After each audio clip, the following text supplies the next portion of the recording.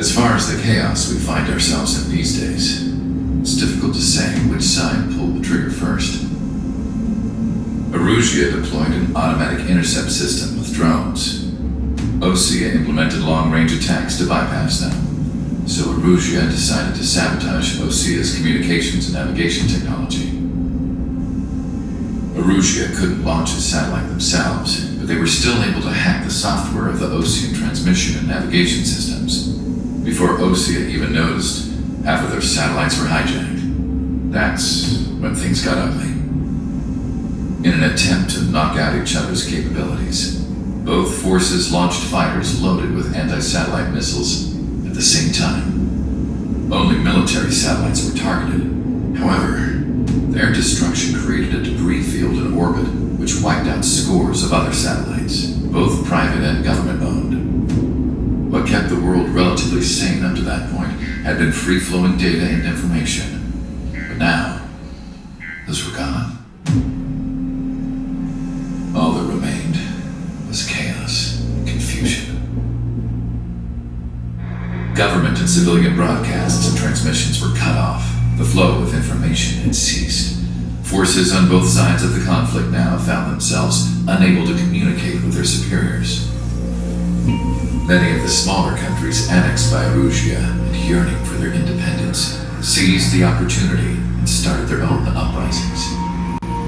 As for why some of Osea's military decided to break off from the main force and continue on their own, I have no idea. Perhaps there was some sort of dispute over the chain of command. The continent that had once seen wars that were only fought between Osea and Erusia was now full of numerous conflicts between rival leaders vying for power. Insurgencies were everywhere. I even heard a rumor that a group of Osean convicts had rebelled. Rumors. It never ceased to amaze me that even at a crazy time like this, something as trivial as a rumor could find its way here.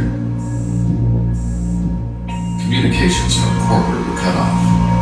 Apparently, the entire computer network was down. It was a wise decision to make our drones autonomous with AI instead of being radio-controlled. Wise and forward-thinking.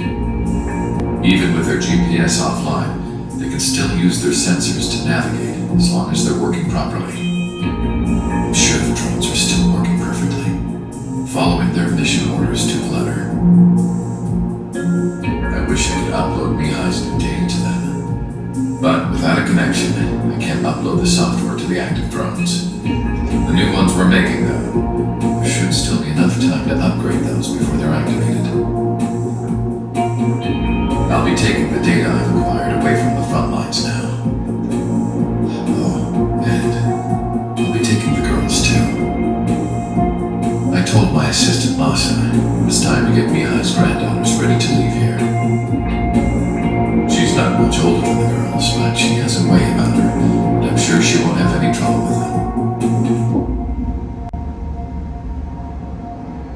I saw a plane flying off in the distance. I imagine it was looking for a safer place. The plane had a rose emblem on it.